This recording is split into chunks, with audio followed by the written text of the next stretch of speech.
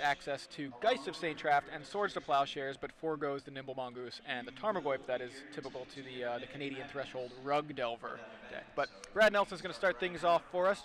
Volcanic Island into a turn 1 Ponder. It was really Rug Delver kind of disappeared into the sunset. Didn't really disappear, but faded a bit. Yeah. And now this blue-white-red Delver is starting to take over, combining Delver Secrets with the other breakout card from the Innistrad block, Geist of St. Traft. Yeah, we saw Owen playing that deck last round and defeating his opponent 2-1. Brad finishes resolving that Ponder and passes back to Max here. And Brad Nelson and a lot of the other Rona crew from Star City Games choosing to go with Sneak and Show, choosing to do something unfair in Legacy, which really one of the ways to go. The blue-white-red Delver, as with most Delver decks, is a very fair deck. It tries to win by attacking with creatures over multiple turns. I guess Sneak and Show does as well, but you only really need 2 attacks.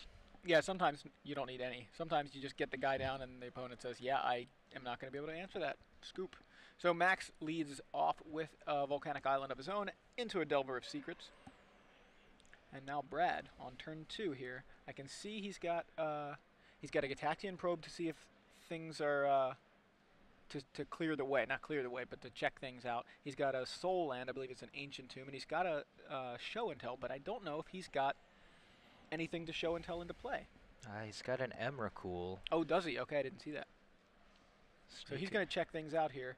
There is a Spell Pierce that will keep things a little more fair for a little longer. We've got Swords to Plowshares, 2 Geist of St. Traft, Arid Mesa, Spell Pierce, and Wasteland in Max's hand.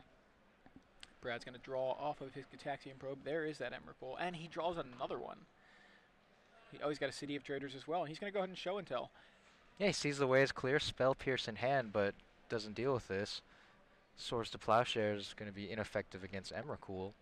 So the best that Max Tietze can do here is put down a Geist, really, and I think see that's if what he we're going can. to see. Yeah, Geist of St. Traft is Max's choice. Emrakul, of course, Brad's choice, and we may be seeing Game 2 very, very shortly. Let's see what Max can do here. Delver is going to show Max the top of his library here. Max is going to read Emrakul to make sure it's protection from colored spells, so Swords to Plowshares does not work. Things like Oblivion Ring and Angel of Despair do, because they're triggered abilities off of permanence. Yeah, not considered spells. And Max scoops them up. There you see, Brad did not even attack with that Emrakul. It could have had Defender. Well, if it would have had Defender, Max might have read that and thought, thought to keep That would playing. be a little weird if something had both Defender and Annihilator. Got to figure out a way to get around that. Maybe there's a fixed version of Show and Tell that's like, put a creature into play, it gains Defender. Well, that would be interesting.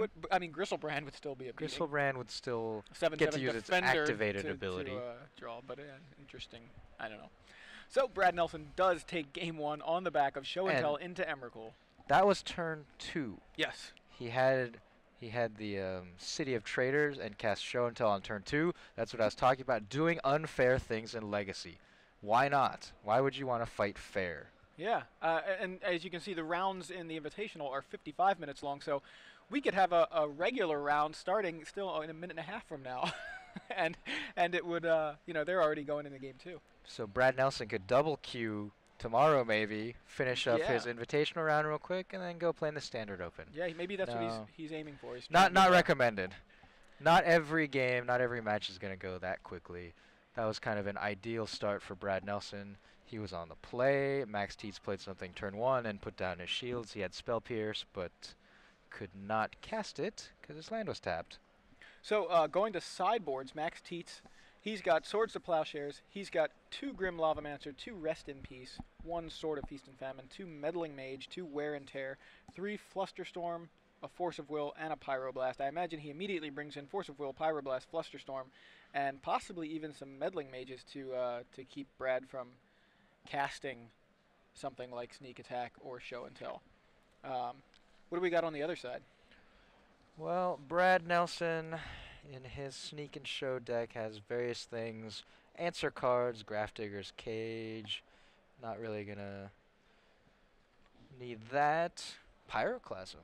That's a big game against this deck because Geist of St. Traft is one of the quicker clocks that Max Tietze can put Brad under. Red Elemental Blast. Through the Breach is a card that can be brought in as yet another way to get these monsters into play. Leyline of Sanctity can stop some of the burn spells, but I don't think it's going to do enough. So I think the main thing that Brad's trying to do here is Pyroclasm for a little extra defense.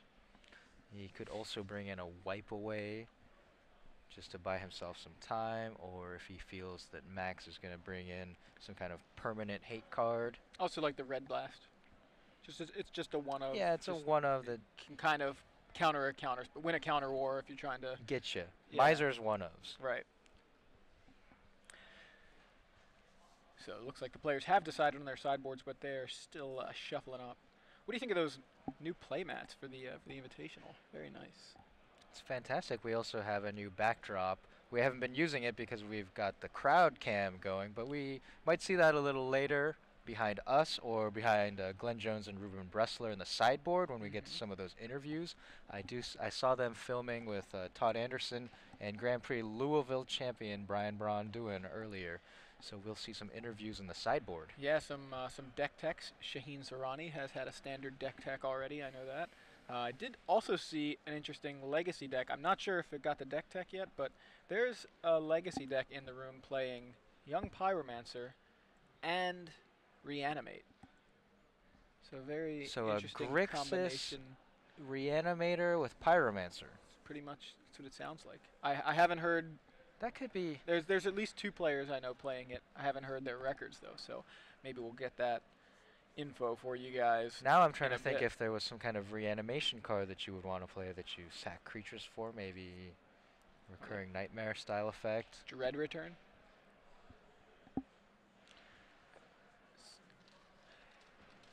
So sounds like Todd had this list in his article. So Todd Anderson is playing this deck. Oh, is that? Oh, you've got it over there. You've actually got the deck lists in front of you. That was a really neat trick, Ricky. I materialized them out of nowhere. Apparently called a Young Frankenstein. Yeah, Todd called it that in his article. So that's a deck that I would really like to see on camera. So we'll see. Well, then let's just have Brad Nelson win in 5 minutes again. Quick. So Brad evaluating his opener here. As I said earlier, Max Tietze, putting aside his tribal goblin deck that he has had so much success with in the legacy format. I know he's won at least 2 legacy opens attached to invitationals with that deck. Here with blue, white, red Delver, the new kid on the block. I mean, Delver decks have been around. We've seen Geist of St. Traft out of Esper Stoneblade from time to time, but putting them together here in a deadly combination.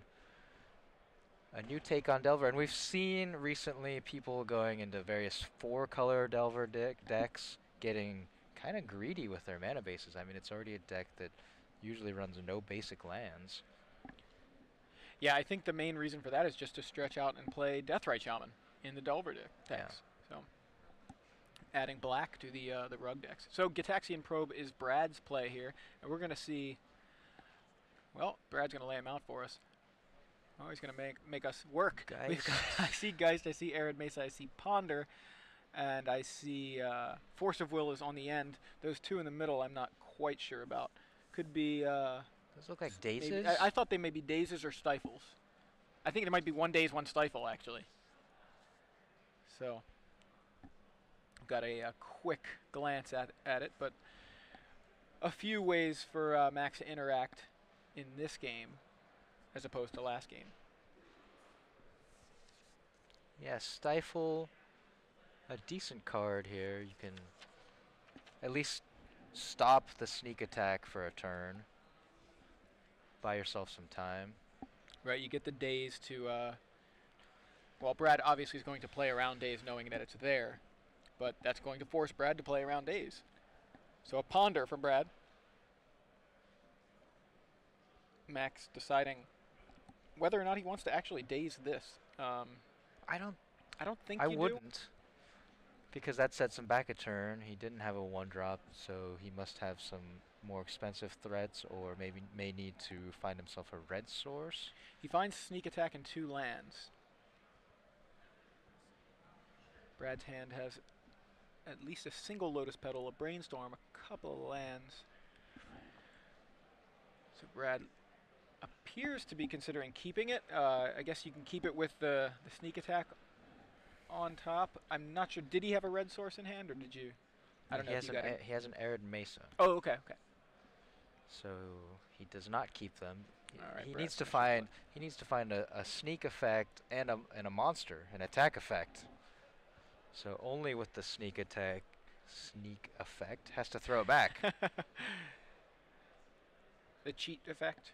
The cheat effect? I mean, I don't it's like not as using good, that no. word. No, that's a good point. You are a judge. I should probably not say the C word. Yeah, that if you particular say C word. cheat, I'm just gonna, my ears perk up. Yeah, fair enough. He draws a volcanic island, so he does actually have a red source in addition to the Arid Mesa you mentioned. People often use that word casually, like I cheated. You know, when they make a mistake, Right. unintentional mistake that they didn't realize, they'll say that. So Max plays and cracks Arid Mesa. Gonna find Volcanic Island. And this game being played at a much slower pace from both players. I think just more decisions for Brad now that he knows what Max has to interact with, or has to interact with what Brad is trying to do. But Brad obviously also didn't open the nut draw with the probe, sneak attack, or show and tell Emrakul. Right, This not particular game. going to win on turn 2 Yeah. effectively. So another ponder from Max, and he's keeping his cards close to the vest, so we're not getting a great look at what he saw.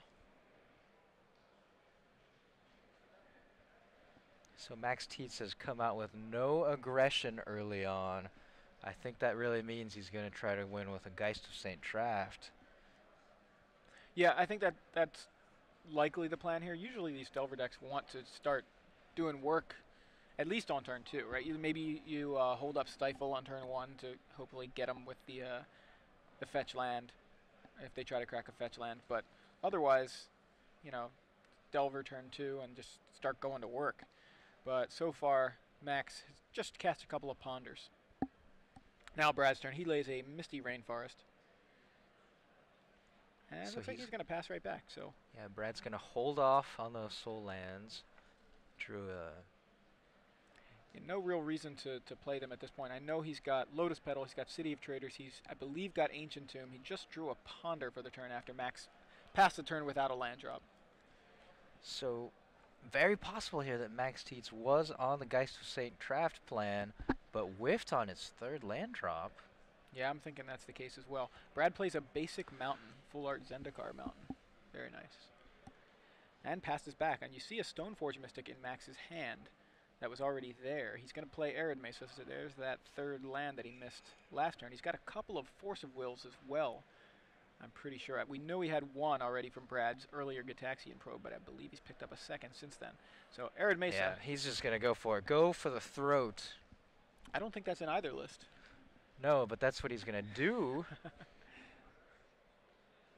With Geist of St. Traft. So yeah, I was thinking earlier that Brad did pick up a show and tell off of one of his earlier draws. Still needs an attack to go with his sneak.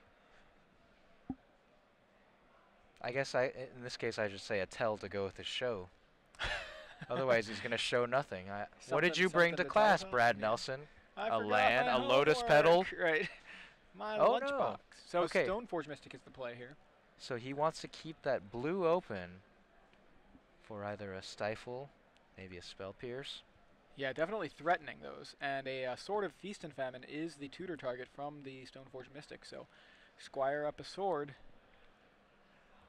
And So it's going to take a little longer, but Max wants to go grindy here. Sword of Feast and Famine, +2/+2 protection from green and black. And then if it hits, triggered ability, opponent discards a card and you untap your lands. That's a good effect here. I think that was a Pyroclasm off the top for Brad. So that, pretty good timing on that. Can deal with The best timing. Can deal with the Stoneforge Mystic. You feel like you want more value out of a spell that hits all creatures, but I think trading it for a Stoneforge Mystic is just fine here. It's going to keep that Sword of Feast and Famine from being as effective as early. Yeah, trading 1 for 1 here is fine. Otherwise, if you let Max Tietze untap, he's going to be able to jump his sword out for 2 mana instead of 3. And, you know, God forbid that Max has some kind of defensive spell to protect his guy, then he could suit it up too. Yeah, So Brad needs to go for this Pyroclasm here. he does wisely play a land to play around a Spell Pierce. Yeah, we'll see if Max Tietze has maybe. Or is Spell Brad Pierce. actually... Yeah, that's what I was thinking. You don't want to run into Spell Pierce plus Daze, so Brad is going to play his Lotus Petal as well. No? At least he's considering it. It did look like that. So we can see he's got Brainstorm, he's got Ponder, he's got Show and Tell. I feel like he's priced into playing that Lotus Petal because he didn't play Ancient Tomb or City of Traders. Okay, well, see what happens. We'll get into a little counter war here. So yeah, no Lotus Petal, but Brad does lead with the Pyroclasm. So he has 2 lands available to pay for a Spell Pierce. And Max just lets it go. Yeah, no counter war. Max says, all right, if that's what you want to do, I'm not going to fight over that. Max prefers apparently to fight over either the Geist of St. Traft that we believe Max is going for, or Brad executing his game plan. So a Ponder from Brad is the follow-up. So maybe what happened there was Brad fiddling with his card. Maybe that was a tell that it was a Lotus Petal, and Max was afraid that if he used a counterspell first, Brad was sandbagging the Lotus Petal and then would put it out and sneak attack, or Show and Tell off the petal. That's possible. I kind of wonder if Max's, like you were saying earlier about Max's plan may be Geist of St. Traft as his win condition, and so Stoneforge Mystic was almost kind of there to... As bait. As bait, yeah. Bait out any sort of answers Brad may have. So now Brad pondering. We know he's got Brainstorm, Show and Tell. I believe one of each soul land, like City of Traders and Ancient Tomb, and I think that Lotus Petal is the 5th card. So yeah, that's his hand. So still needs a tell. Yeah, needs something to show us, right? He needs a guy to bring to school.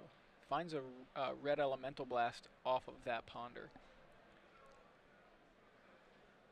So Force of Will, Emrakul were the other 2 cards. Okay, so he's setting himself up for... And a red blast off the top for Max. Brad Nelson setting himself up for a future Show and Tell turn. Wants to make sure he has the correct resources to do so. Yeah, Max Tietze now under the gun. He's going to have to come out with a flurry of disruptive counterspells to stop that Show and Tell from resolving. And I don't think he's got anything he can show that can effectively deal with the Emrakul. Yeah, I mean, at this point, yeah, like we saw last game, putting a Geist of St. Traft into play seems good, but not against an Emrakul. Max is really limited as far as what he can do here. Like you said, there's nothing that he can show and tell into play, or that he can put into play off of Brad's show and tell that deals with Emrakul. Like he doesn't have Oblivion Ring. I guess that's the card that you think of in those situations where you're like, oh, you cast show and tell, okay, resolves, gotcha. There's your Emrakul. I have Oblivion Ring. Get your guy. Right, but the problem is the deck. The other monster it plays is Gristlebrand. So even if you do sneak in. Right, they get the 7 cards or 14 cards. Brad playing very, very conservatively here. Plays a City of Traders. Max with no plays, no land drops, passes back to Brad. Brad plays City of Traders and passes back to Max. So both players just very, very conservative at this point. And Max has a play. It is another Stoneforge Mystic. So Max Tietze has been very constrained on his mana. He missed his 3rd land drop 1 turn. Now he has not hit his 4th. Brad, I think, has just been waiting for Max to flinch, and he flinches here with Stoneforge Mystic. So Brad, let's see. Max with just 1 mana open. Stoneforge Mystic's going to resolve, I imagine. And find nothing. Gets nothing. Just a Squire. Well, either he has drawn his Batterskull, since we've known his hand, or he boarded it out. Yeah. And he's all in on the Sword of Feast and Famine. So Max passes the turn just playing a Stoneforge Mystic with no tutor effect. Now Brad can, let's see, he can cast Show and Tell, he can protect it, and he finds a Force of Will. So he can protect that Show and Tell pretty well. He's got Emrakul in hand now, so he can. He's going to go ahead and Brainstorm, see if he can protect it even better. He finds another Brainstorm, finds another Force of Will. Yeah, wow, and he finds Griselbrand. That's some good protection. I think he can protect his Show and Tell now. Max can say, you know, Red Blast it, and Brad can deal with that. Max can Force of Will, but Brad can deal with that with his own Red Blast. So Brad Nelson now with potentially he can keep 2 Force of Wills and a Red Elemental Blast in his hand. Can he keep it all? Show and Tell, Emrakul, yeah, sure. Yeah, sure, I think he's putting back, what, Griselbrand and... I'm not sure what the other card is, but... Ancient Tomb, most likely? Could be Ancient Tomb, yeah. I think he's still got a Tomb. Did he just... What was that? Yeah, it didn't look like he actually put anything back, did he?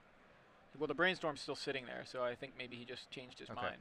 It looks like Griselbrand Lotus Petal is what he's putting back. Griselbrand on top, it appears.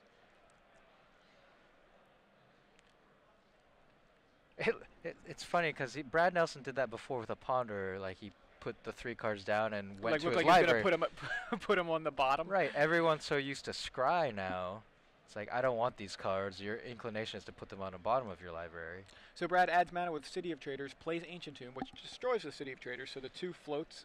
He adds a blue and plays Show and Tell. So it's on Max to have an answer here. We know Max has at least 1 Force of Will. I believe he's got 2, and he's got a Red Elemental Blast. He has to fight over this because he has no permanent answer that he can show the class. So he is going to go with his Red Blast first. Okay, so Red Blast can't be Red Blasted, but it can be Force of Willed. Brad Nelson will come back over. How many blue cards? So Brad only has 3 blue cards, so he can't double force. He can't use both of those Force of Wills at this point.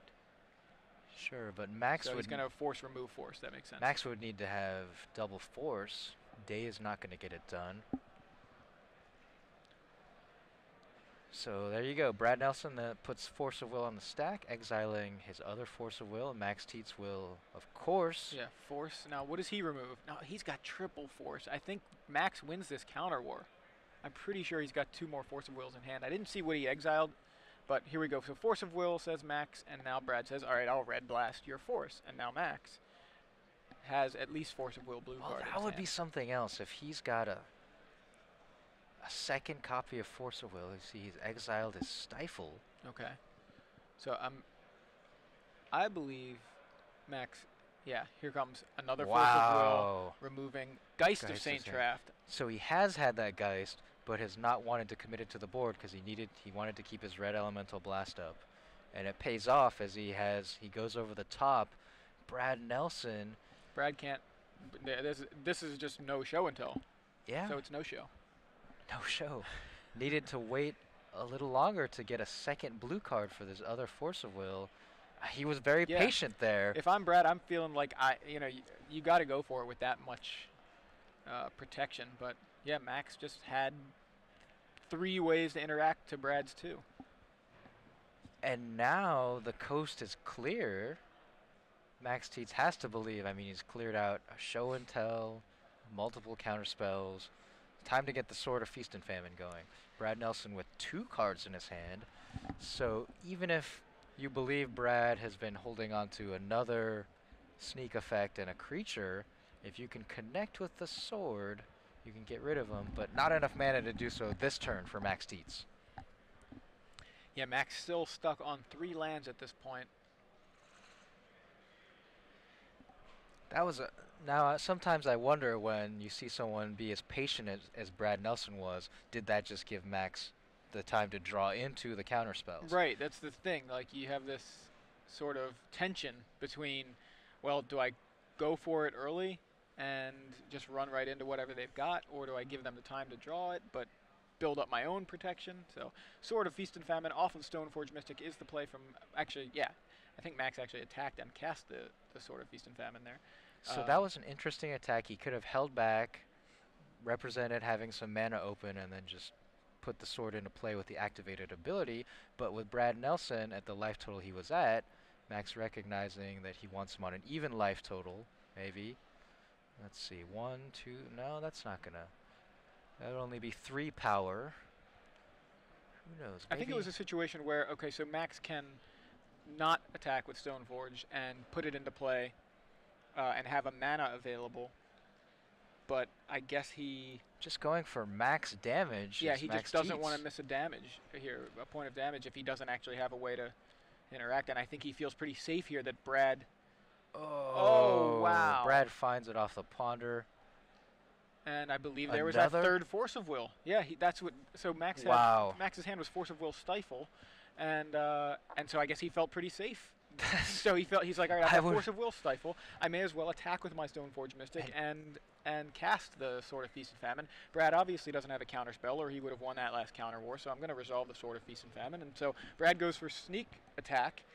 It finds the Force of Will, or it meets the Force of Will, removing Stifle. And now Max untaps, immediately equips his Stoneforge Mystic with the Sword of Feast and Famine, and connects. So Brad now down to 10. That was quite the sequence, because Max Tietze had to have drawn either Force of Will or the blue card to be able to do that. So Brad, I believe, trying to respond to the discard ability by brainstorming and trying to find something crummy to discard, and Max has Flusterstorm off the top. That was his draw for the turn. Flusterstorm's the brainstorm, and Brad is unable to pay for it and has to discard his Emrakul, and Brad's like, yeah, you know what, let's go to game 3. Yeah, I mean, empty-handed against the Sword of Feast of Famine, there isn't really anything you can do, because Brad Nelson can't get back to 2 cards. He needs to have 2 cards in hand to complete his combo. Show and tell Emrakul or sneak attack Emrakul. Show, he needs threat and way to get the threat into play. So if he draws his threat, it just gets discarded. If he draws his show and tell or sneak attack or through the breach, it's gone too. So Max Tietze, we don't know what sequence he drew them in, but finishes it off with 3 Force of Wills, 2 of them in a big counter war along with a red Elemental Blast, then has a Force of Will for the follow-up sneak attack that Brad pondered into, and then has the Flusterstorm just in case to just put Brad on no outs. Yeah, I think that was a case where Brad showed a lot of patience, but Max just showed more. Like we saw him not cast Geist of St. Traft on his third land. Yeah, his Geist of St. Trafts were only removed to Force of Will. So very, very, very, very patient. I think that's the word for that particular game. So if you're just tuning in, I'm Joey Pasco in the booth with Ricky Hayashi, coming to you guys live from Indianapolis, where we're bringing you round 3 of 16 of the StarCityGames.com Open Series, featuring the Invitational. The Star City Games Invitational being the marquee event. 4 times a year we have these, and the winner gets loads of cash and their likeness on a token card. That's true. Now, if you want to be on a token. Yeah. Have you had this conversation in the past with other commentators? What token you would have? I haven't, but I've had promotional tokens made for the podcasts I've been on. So you were the worm. I was. Which were you? The lifelink worm token for Worm Coil Engine, when me and Big Head Joe had Yo MTG taps going on, and I was lifelink, he was Death Touch, and the art fit together. Very cool art by Inkwell Looter. Oh, I never even tried putting them together. Yeah, they fit together, so pretty cool. And then with In Contention, myself and Ruben Bressler and Matt Kranstuber went with 3 of our favorite blue creatures. I'm Snapcaster Mage, and I've got a camera right around my neck, so Snap. Yeah, you got me. Works out pretty well. Ruben with his Delver of Seekers, but he's got the camera. He's got like a video camera. And a microphone. And a microphone, yeah. What was Cranny? Cranny is working on his cube. He's Trinket Mage, and he's got like his cube is what he's he's tinkering with. Very good. And the other thing hidden in the artwork for those are all 3 Urza's Saga block symbols. So In the Oh. artwork, I have the Urza's Saga symbol. Ruben has the Urza's Destiny symbol, which is like the beaker kind of thing, right? Which works well in a lab, Yes. right? And then Cranny is tinkering, and The he's got a hammer. little hammer sitting on the table, little chisel kind of thing. So I've Well, had the tokens. I didn't have to win an invitation. I just had to pay somebody to to make promotional items for my podcasts.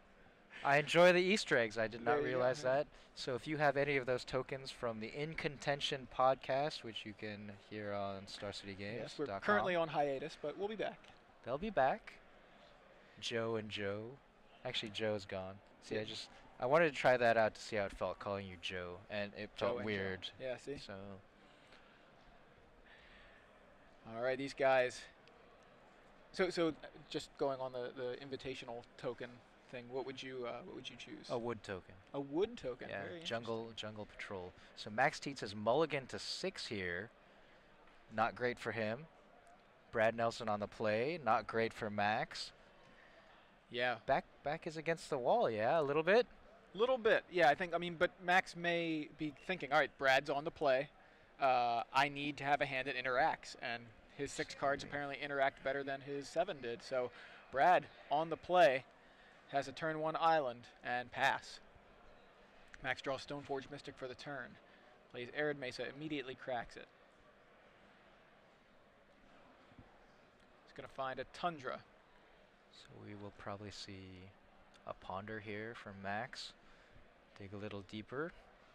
Gonna need to find something. Brad Nelson, we saw last turn, has the ability to go for the Gutso on turn 2 with a sneak attack. So or show and Max is tell. Max is going to actually lead things off with a Delver of Secrets. So Okay. he's going to aggro. Well, if you don't have answers, Yeah, you got to have threats, play some right? threats. Delver of Secrets hits the board. Brad Nelson. Hoping to have enough disruption. Brad Nelson does not have turn 2 or does not go for it on turn 2. He doesn't have a threat to show, but I believe he's got 2 show and tells in hand. He's at least got 1. Got the show and tells, got the soul land, got the lotus petal. Right, he could cast show and tell, but there's nothing in his hand to use it with. So Delver of Secret's going to connect for 1, not going to flip. Brad to 19. Wasteland into Stoneforge Mystic is Max Tietze's play here. Stoneforge Mystic's going to find. He's looking. Has to be the sword of feast and famine again. It right? was so good last game. I mean, we Yeah, we looks like he's believe going for sword. There is sword. Yeah. Sword of Feast and Famine. That is the piece of equipment that really put Stoneforge Mystic on the map when Cawblade became a thing. got it banned. Yeah, well, pretty maybe much. Batterskull Batterskull put it over. really put it over the top. Now, I'm sorry, Stoneforge Mystic was tutoring up Basilisk Collars earlier on, but that wasn't, that didn't have anywhere near the impact that Sword of Feast and Famine and Batterskull did. Right, that was Pro Tour San Diego, won by Simon Gortzen, where Luis Scott Vargas swept through the Swiss, winning all 16 of his Swiss rounds. I believe the deck was Boss Naya, right? Cunning Spark Mage Basilisk Collar. Right. Tom Ross, the boss. So Brad plays his 3rd land, passes back with no play.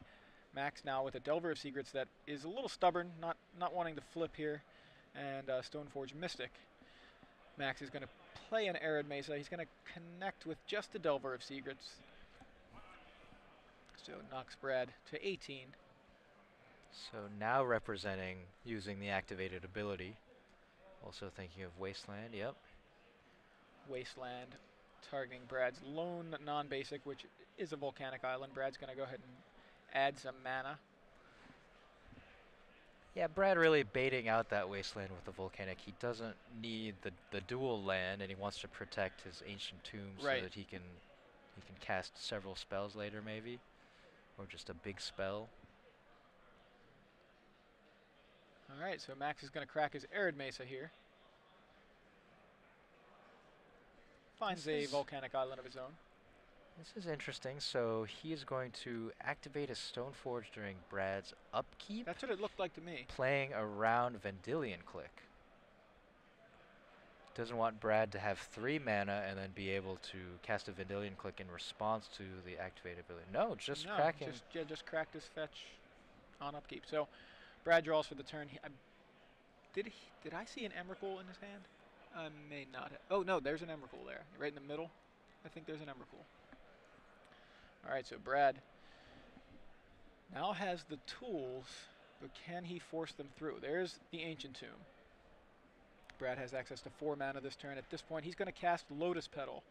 If Lotus Petal resolves, Brad will have access to 5 mana for the turn. When you go off with this deck against something like Blue-White Red Delver or Rug Delver, you want every mana source in play as possible on turn you go off. Don't want to be the guy who plays into, the third days or whatever. And Show and Tell is the play from Brad Nelson. He leaves up Lotus Petal and Basic Mountain. So that keeps him safe from a single Spell Pierce. Yes. Also represents a possible Red Blast. Max Tietze once again. Mulligan to 6 this game, and the third and deciding game here in round 3 of the StarCityGames.com Invitational in Indianapolis, Indiana. Can he survive this turn? Yes, see, now I wonder if Max has a lot of interaction based on the fact that he's been going aggro for the first couple of turns. Makes me think he doesn't have much. He's got a Daze. I think that's it. That's the only blue card I see in his hand. So Daze does nothing here. Does very little. So he's going to hard cast a Daze, or is he going to... Let's see. No reason to activate Stoneforge to put in a sword, because you can just put the sword into play for free. Then again, I guess he could put a Geist of St. Traft into... Yeah, it looks like what he's going to do is add the blue mana to his pooled Daze, and then... Or the white mana. Right. And then activate the Stoneforge after. Yeah. He did have another Stoneforge in his hand. He could also just put the land back into play. So Brad's going to go ahead and pay for the Daze with his mountain. So Lotus Petal still available for Brad. Don't think that's too relevant at this point, because I'm pretty sure Max has no more ways to interact. So with this that could be show and it. tell. Well, just what you because bring to class? Yeah, what do we got? So Max is going to probably show Geist of St. Traft here, yeah, and Brad of course shows Emrakul. Emrakul. And Brad says pass the turn. Max is going to use that floating mana and one more to activate his Stoneforge Mystic, put a Sword of Feast and Famine into play. Delver of Secrets now. Is it going to flip? It's been stubborn so far, and it is continuing to be stubborn. I believe it was a land off the top for Max. So with 18 minutes left in the round, the match all tied up. Max Tietze versus Brad Nelson. Brad has successfully taken down Max Tietze with Show and Tell into Emrakul, as the deck is meant to do. That's